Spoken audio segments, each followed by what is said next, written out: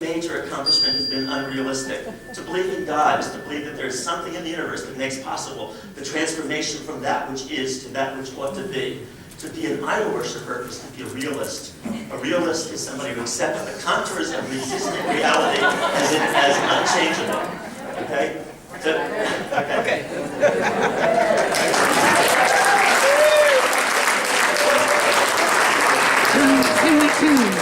Thank you, Rabbi Michael. We're going to take a minute just to breathe, take it in, catch our breath, take a stretch, stand up. Thank you, Shoshana. Stand up if you like. Please don't leave. This is the most important part coming up. Let's just stay focused on Michael's brilliant discourse and what was one phrase, one wow, one idea, one, what was that? And turn to your neighbor and just like focus in, vocalize.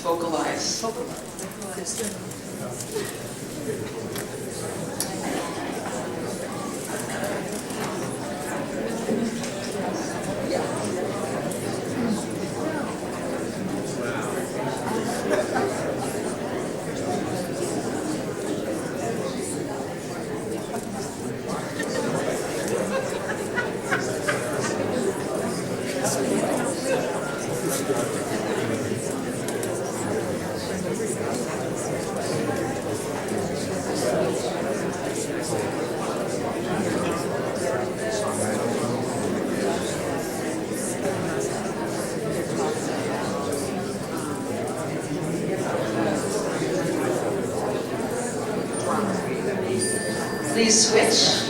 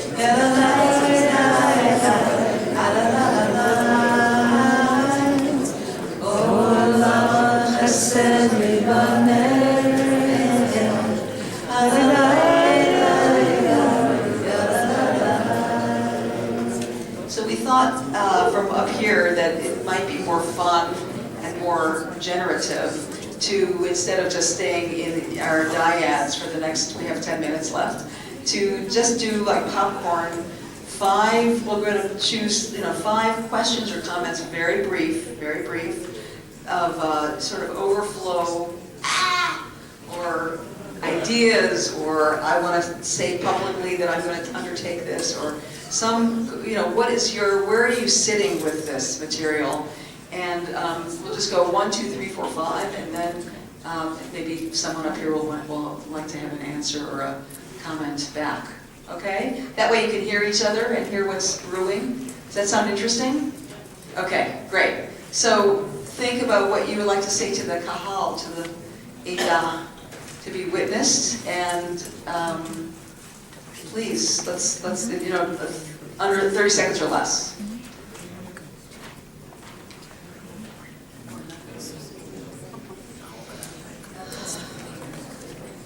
Please stand. Let's start with Sandy, and then the woman behind you. So, I just want to thank you for the witness that Maria Tay, Bob, and the way that they were put together, it was like, why?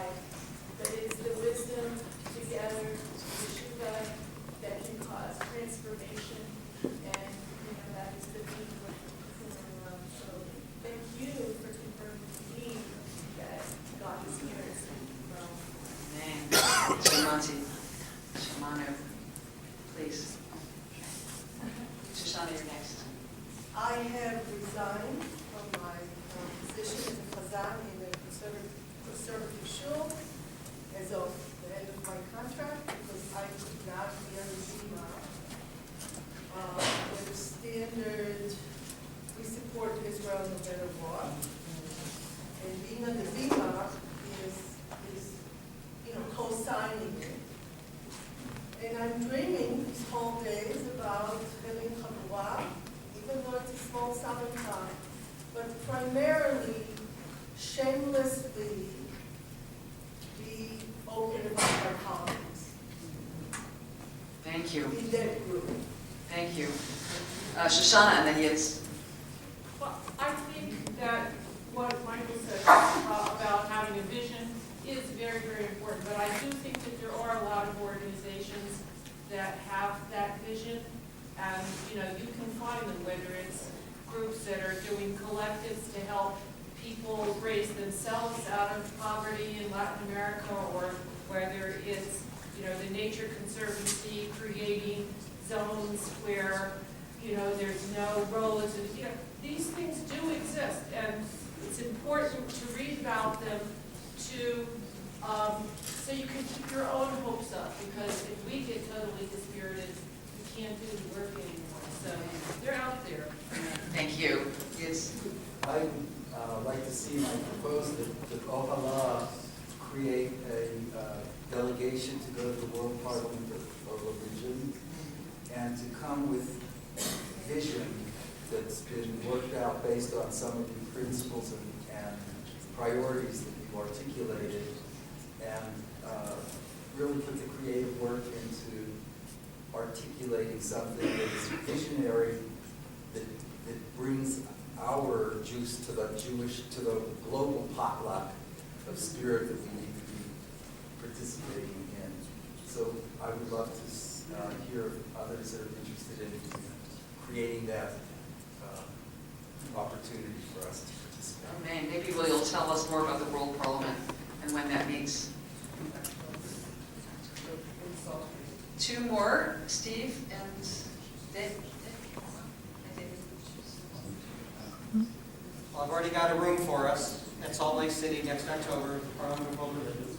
I have space in my home. That was fast. You're a fast manifester.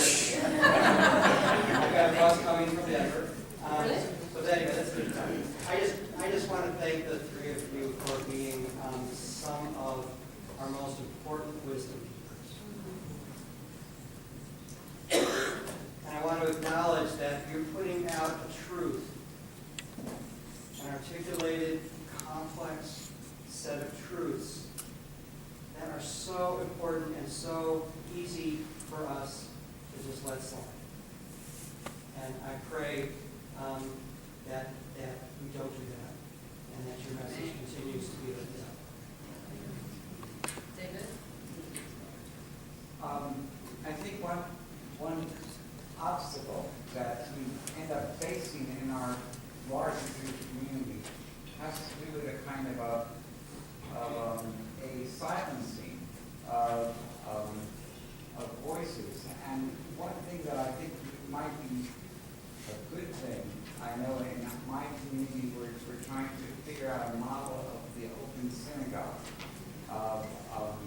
where what are our rules for how we can open up the discussion as much as possible, but at the same time let each congregant, regardless of their different feelings, feel accepted and cherished. And, for example, I also think it would be important, even though I'm a J Street involved, that I wouldn't want to eliminate, for example, mentioning JPT as part of the list of organizations that you were doing, because I don't want to engage in that kind of McCarthyism, but that's okay, but that is beyond the veil kind of stuff.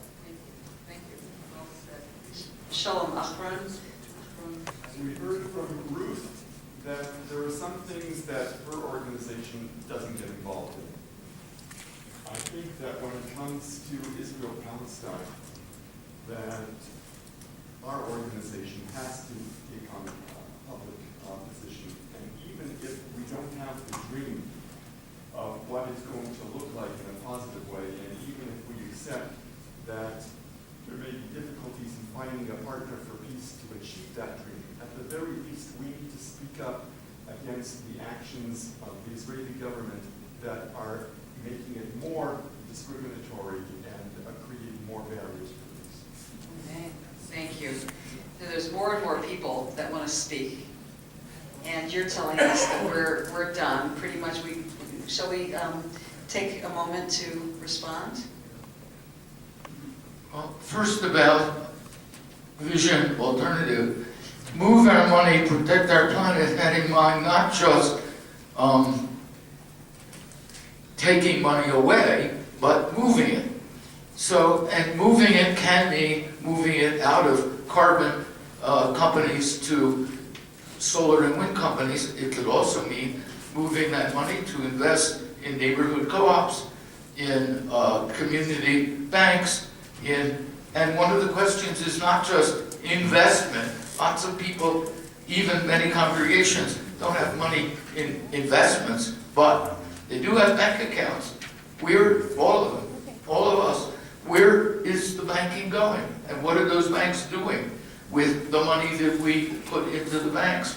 What about our own purchases, not just the light bulbs? There's a much more important impact if, for example, we choose to buy our electric power from a wind company rather than a coal company. There's much more impact than changing the fluorescent light bulbs. And I want to say one more thing about the Israel-Palestine question.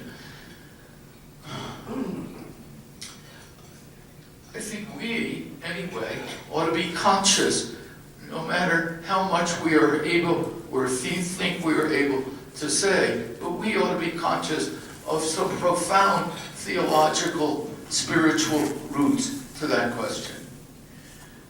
For me, one of the wisest, funniest, and most profound, serious teachings of Torah was the rabbi said they went out to try to hunt for the Yetzer Hara for idolatry. And they hunted, and they hunted, and they hunted, and they hunted, and they finally found the Yetzer Hara for idolatry hiding in the Holy of Holies. So I think we are in great danger, and many American Jews have, in fact, become idolaters, not saying Israel is a useful, compassionate, interesting, culturally creative place, great. But it says saying, so that when Tirza gets up here, she has to spend about 6 minutes saying, please don't beat me up for what I'm saying. That is because of idolatry. If Israel is not an idol, but an instrument of compassion and justice, then criticizing it makes sense. And it's not frightening. If it's an idol, you get beat up if you attack an idol. That's important for us to know. Thank you. So, there are over 10,000 social change organizations of one sort or another in the United States. I'm not saying they don't have, some of them don't have visions for themselves. I'm saying we need, we as spiritual people need to bring to them a unifying vision that not only would speak to almost all of those organizations, but also speak to many people who are not turned on to the left, because the left speaks a language only of entitlements and rights. All for those entitlements and rights, but to talk about love, to talk about caring, to talk about new bottom line in which institutions and social practices, including corporations and government policies and laws, are judged efficient, rational, and productive to the extent that they maximize love and care and kindness and generosity, ethical and environmental sustainability, enhance our capacity to respond to other human beings as embodiments of the sacred, enhance our capacity to respond to the universe with awe and wonder. That one little formulation changes the whole way that the liberal and progressive world can be heard, and they will not come to that unless spiritual people go into those organizations and articulate that new shared vision. Amen. Woo. Okay, I have nothing more to add. My request is that we keep the conversation going, and I will be a gadfly to Ed and the wonderful, wonderful board to see that we get off the pot a little bit and start to grow up and start to have some real adult statements in our platform as a movement. Thank you so much for your respect. Let's keep the conversation going. Thank you. So, good work, everybody. Your eyes are still open. And for those of you who are going to have a schluck, enjoy your dreams. And for those of you that are still hungry for more, if you know on your schedule, there's some tech study happening now down in Alder and Spruce. I think that's what's happening. And Laura W. Kaplan's doing one tech study, and Stephanie's doing another tech study. Take care of yourselves.